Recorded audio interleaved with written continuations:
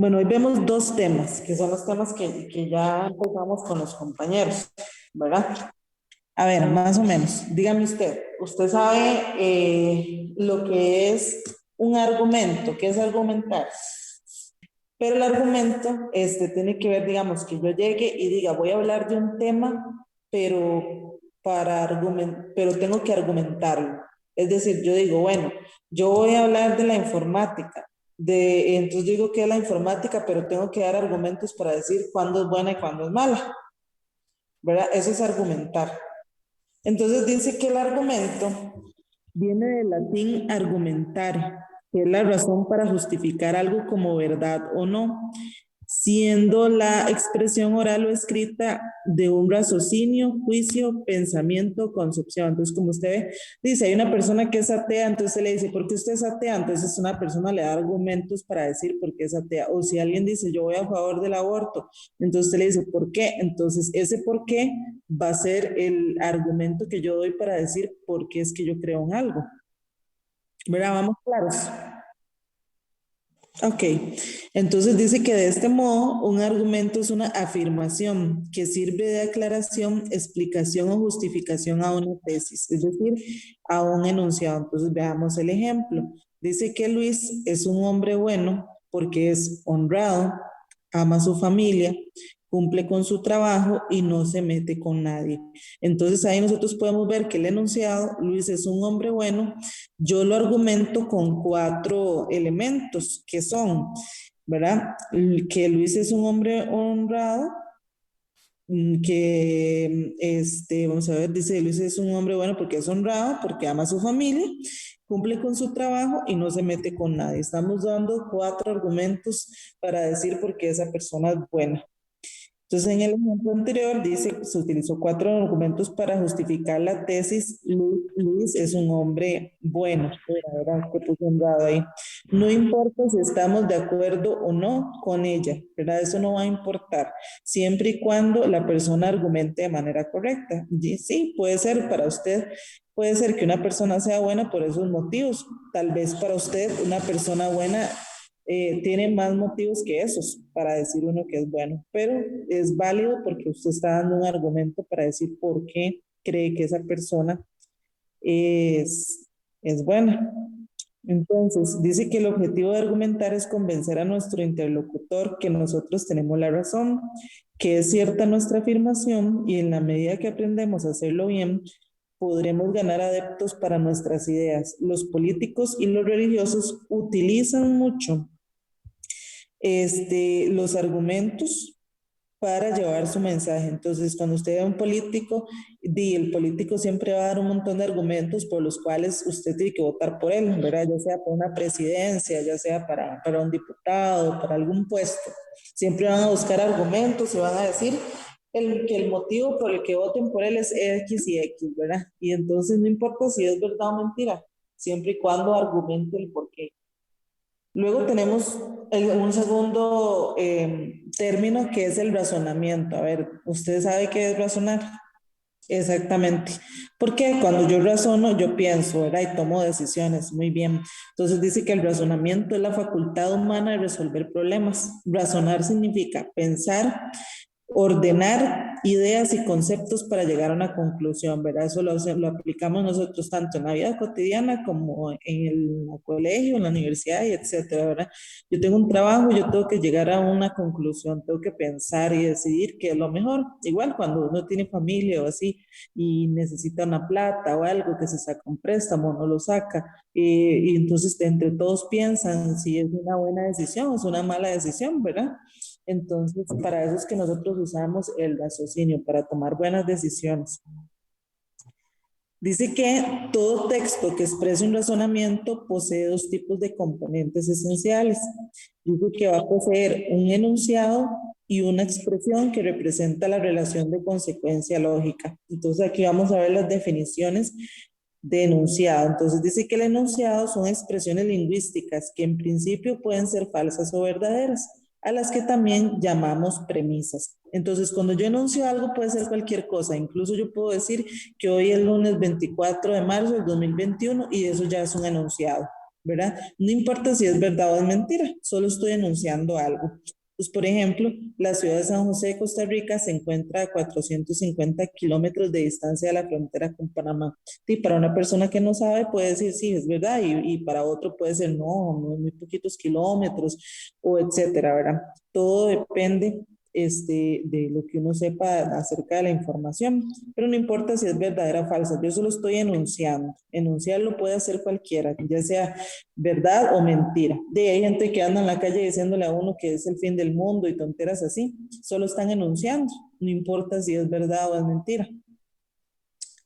Entonces dice que todo enunciado está compuesto por lo menos de dos elementos, una oración y una proposición. Entonces, dice que la oración asociada a un enunciado es una secuencia de símbolos, la cual podemos percibir ya sea al escribirla en una pared, en una hoja de papel, en donde sea donde yo pueda escribir, y también la puedo proferir o proferirla, que eso es en una discusión. Entonces yo puedo decir una idea para que entremos en discusión, no necesito escribirla, pero cuando yo hablo de oración también es cualquier cosa que yo pueda llegar y escribirla y la que la pueda decir también.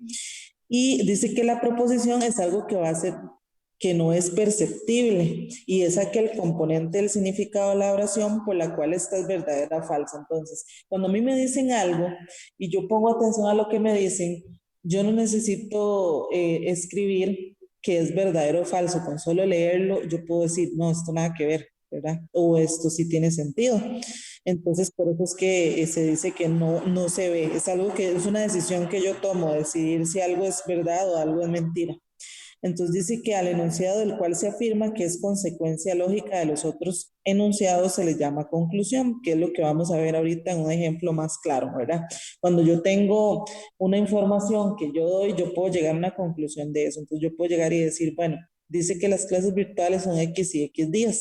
Entonces yo leo eso y llego a una conclusión. Bueno, entonces quiere decir que no todo el tiempo hay clases presenciales, sino que también hay virtualidad, por ejemplo. Entonces llegando a una conclusión.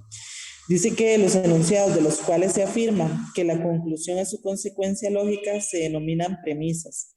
La relación de consecuencia lógica es el otro componente de un razonamiento y es la expresión lingüística que se expresa entre los enunciados constitutivos de los razonamientos.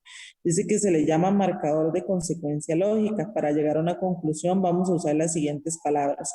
Por consiguiente, por lo tanto, por ende, de ahí que, pues, porque, por ello, implica, en razón de, en consecuencia, de modo que, de tal manera que, entonces, luego, así pues.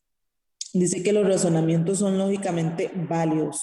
No importa si son verdaderos o falsos, sino que si su conclusión se desprende de las premisas. Entonces, toda esta hablada que yo ya me eché, lo vamos a resumir en estos ejemplos, que es como les va a entrar a ustedes en el examen. Entonces, veamos lo primero. Entonces, dice que yo voy a tener dos premisas y una conclusión, y luego voy a decidir si algo es válido o inválido. Entonces, por ejemplo, dice, todos los perros ladran, es mi primera premisa. La segunda premisa es, Carmelo es un perro. Y entonces, por lo tanto, ahora mi conclusión es que Carmelo ladra. Entonces dicen que esta es una premisa verdadera, es válida. Es válida, ¿por qué? A ver, ¿ustedes están entendiendo el sentido lógico de estas premisas y esa conclusión? Y entonces, y vemos también que de las premisas sale la conclusión, ¿verdad? Y que es válida porque es cierto que todos los perros ladran. Entonces, Carmelo es un perro, entonces Carmelo ladra, ¿verdad? Entonces veamos esta segunda, dice que todos los costarricenses son gordos, es la primera premisa. Los gordos son millonarios.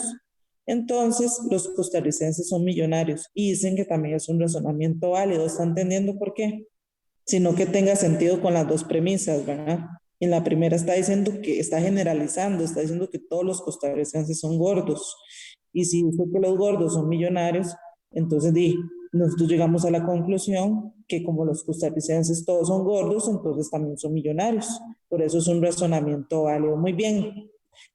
También vamos a ver que va a existir enunciados que son complejos y que son simples. Cuando yo me refiero a un enunciado simple, es que me refiero a un solo tema. Es una sola frase que engloba todo lo que yo quiero. Entonces, por ejemplo, Juan es alto.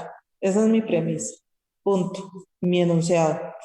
Eso es un enunciado simple. No estoy involucrando a nada más. Igual este otro que dice, María es más diligente que Pedro. Es un solo enunciado que me engloba todo lo que yo quiero.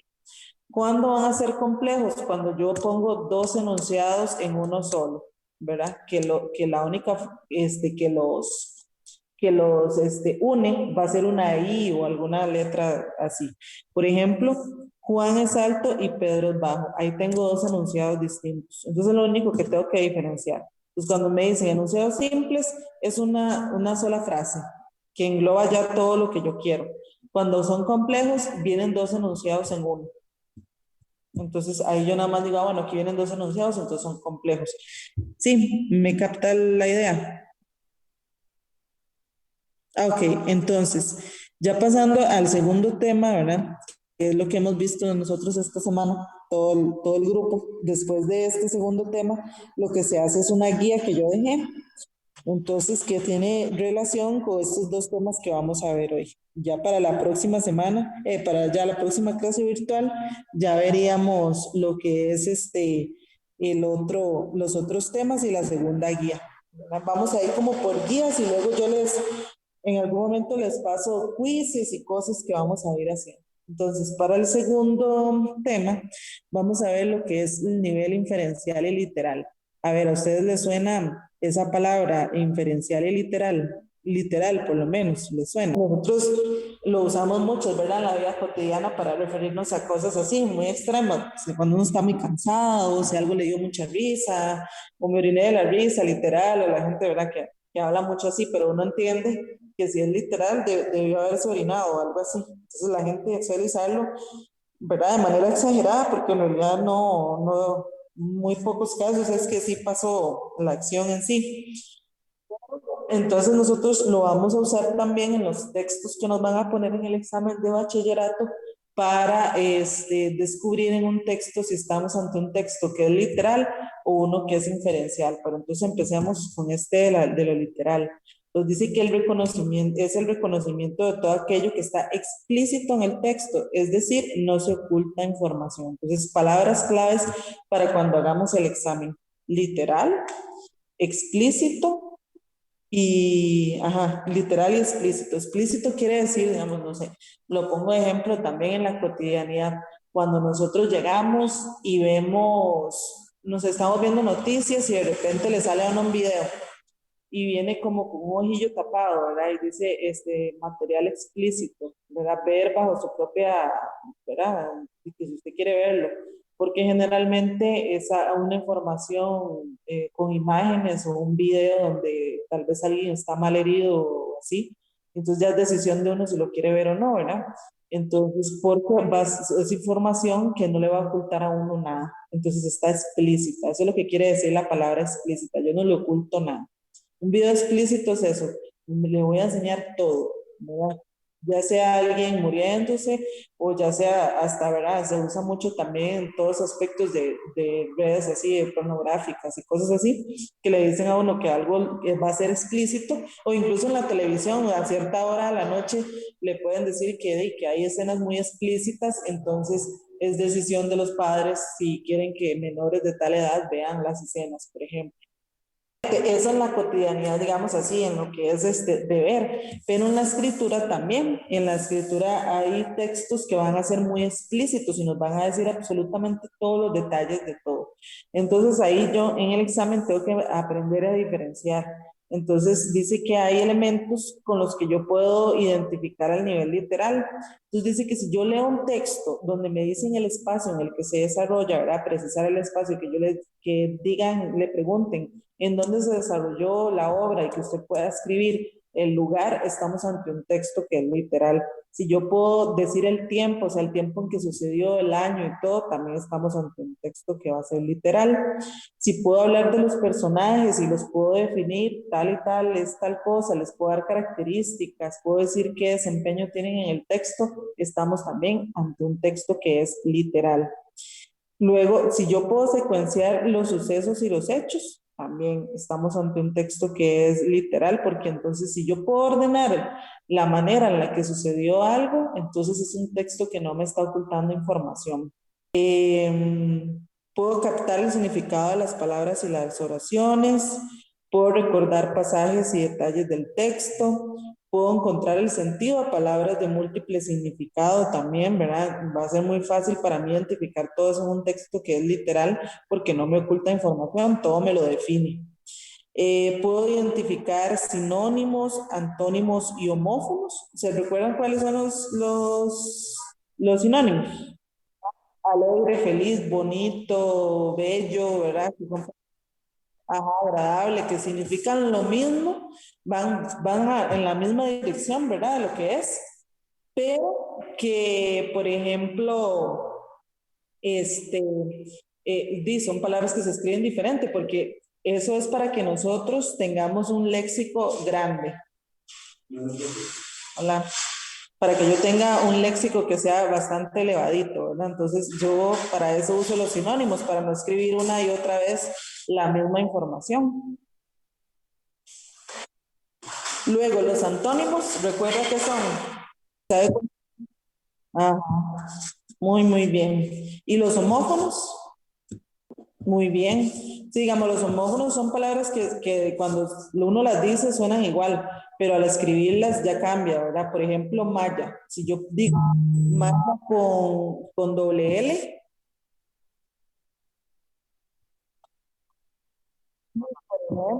ajá, y una malla con Y, ¿qué sería? Exacto, muy bien. Sí, ¿verdad? Porque homófono viene de homo, que es igual, y fono, que es sonido, ¿verdad? Entonces igual sonido, muy bien.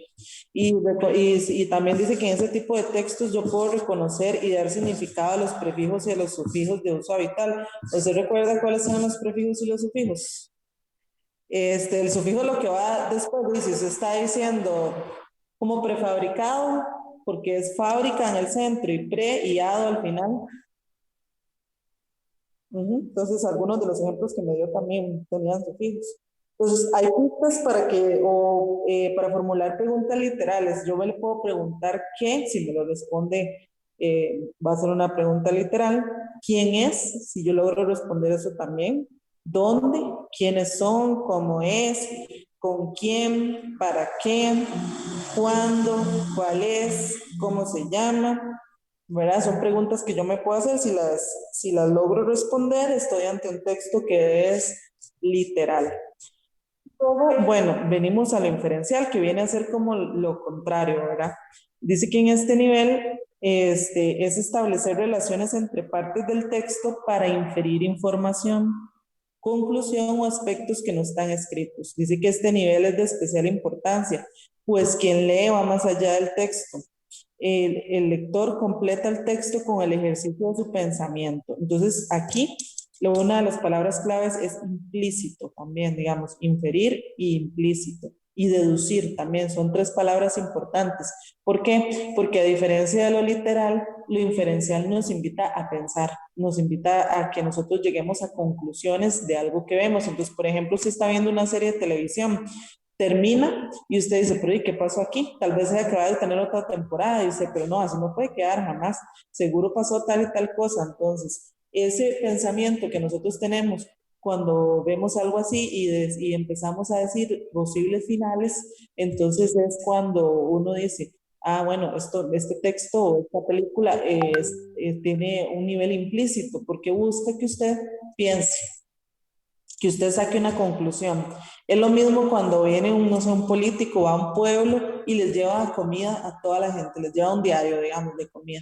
Y tal vez no les diga directamente que voten por él, pero si nosotros pensamos y vamos más allá de lo que él está presentando ahí, probablemente nos quiera comprar el voto con esa ayuda. Entonces, ya es como un primer paso de esa persona para ganar adeptos a sus ideas.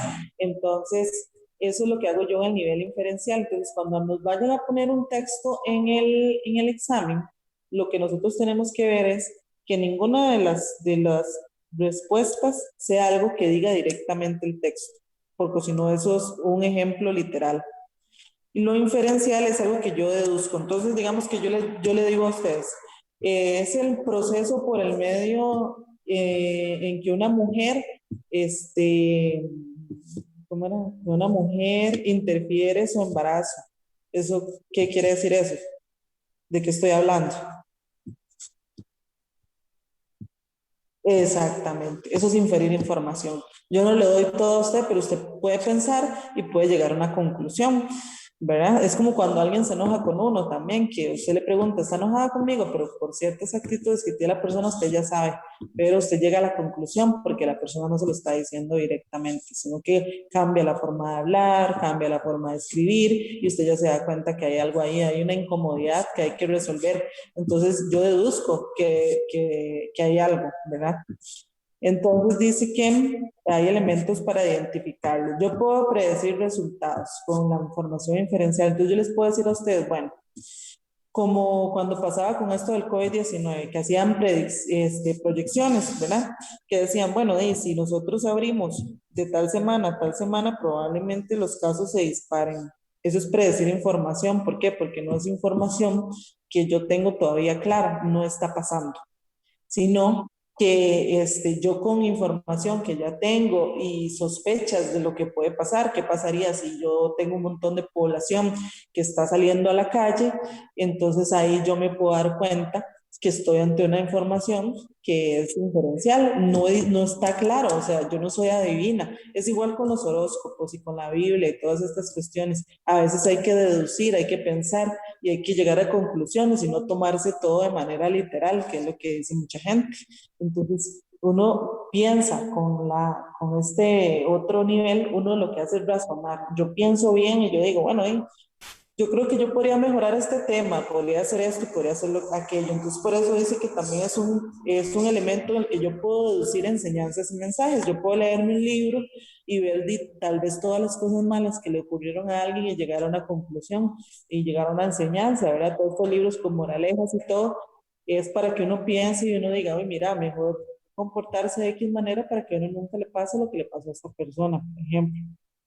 Puedo proponer títulos para un texto, yo les puedo dar información a ustedes y según la información que yo les dé, ustedes pueden llegar y decir uy, según lo que estoy leyendo, yo le pondría este título a un texto, ¿verdad? Igual cuando ustedes ven, no sé, ven una película que va por capítulos. Entonces, capítulo tal, entonces usted ya se hace idea más o menos de lo que va a tratar, aunque no lo haya visto. ¿Por qué? Porque yo infiero información, la deduzco. Puedo plantear ideas que fuerzan sobre un contenido, entonces yo puedo proponer hablar más o menos de un tema y decir, bueno, yo podría decir que deberíamos desarrollar más esta parte y si uno tiene una empresa incluso, y usted puede decir, bueno, estamos haciendo esto muy bien, pero yo creo que que si hiciéramos esto y esto, mejoraríamos. Entonces, eso es deducir información, es ir más allá de lo que ya tengo. Puedo prever un final diferente, elaborar resúmenes de prever un final diferente igual, ¿verdad? Hay cosas que terminan y usted puede decir, hoy no me gustó ese final, yo hubiera hecho esto y esto, entonces ya usted está deduciendo información. A partir de lo que le dieron, usted está pensando y está llegando y está yendo más allá del tema. Puedo inferir secuencias lógicas, puedo interpretar el lenguaje figurativo, que viene aquí todas las figuras, metáforas, que símiles, que eso lo veremos más adelante ya detallado en una clase.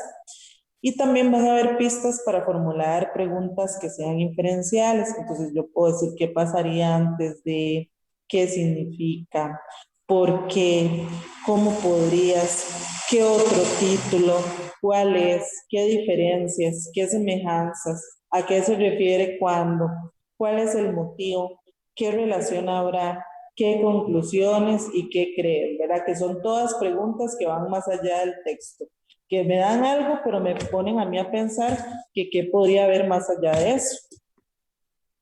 Entonces, ¿le queda claro el tema lo que es inferencial y lo que es literal.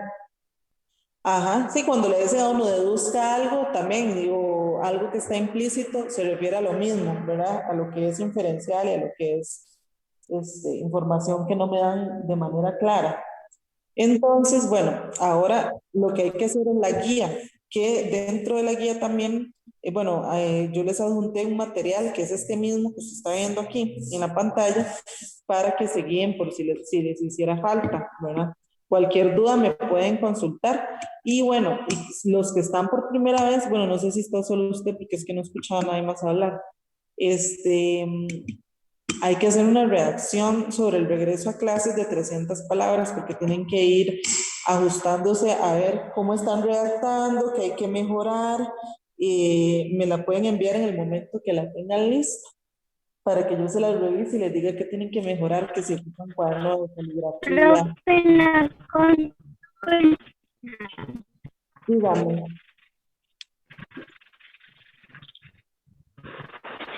profe, dígame. una consulta, digamos, los trabajos, ¿cuándo se los tendríamos que mandar? O sea, ¿fecha límite o no hay fecha límite? Digamos, lo que estamos trabajando ahorita es marzo. Hola, Hola. Lo que estamos trabajando ahorita es marzo, entonces deberían de tener listo en marzo el material, pero como está la Semana Santa, pueden entregarlo después de la Semana Santa, el primer material, digamos, la primer guía. Y la segunda, yo lo que les recomiendo es que por cada clase, entonces hagan la guía, ¿verdad? Para que no se les olvide lo que vieron y todo así. Y ahí ya en el nivel en el que me puedan ir entregando las cosas, ¿verdad? Tampoco se sientan estresados de que tiene que haber un límite, o sea, siempre y cuando sea antes de septiembre, ¿verdad? Que ya se acaban las clases y además que yo hago quizzes y otras cosas, entonces sí tener como cierto orden, pero digamos así, que se estresen y se sientan exigidos, pues no. En el momento que lo tienen, nada más me lo envían, yo lo reviso y se los devuelvo. ¿Alguna otra pregunta? no, profe, muchas gracias. Con mucho gusto. Entonces, bueno, quedaríamos en que hacen la primera guía. Cualquier duda, no duden en consultarme por WhatsApp, yo siempre respondo. Eh, Hacen eso y hacen la redacción para ver cómo estamos en esos temas. Son 300 palabras, el regreso a clase. Y luego yo les envié también un material donde vienen 3 temas de redacción que también los tienen que hacer, pero digamos, en el momento que hacen esta primera y si quieren esperar 22 días, 15 días para hacer la siguiente, lo hacen. Ahí vienen todos los rubros que se evalúan y poco a poco y también vamos a ir viendo los temas, ¿verdad? Que cuándo tildar, cuándo no, cuándo usar comas, cuándo no, ¿verdad? Y conforme van pasando las clases lo vamos haciendo. Para que ya al final lo que hacemos de práctica es un examen completo para ver cómo están ustedes y en qué aspectos tenemos que seguir mejorando. ¿Está bien?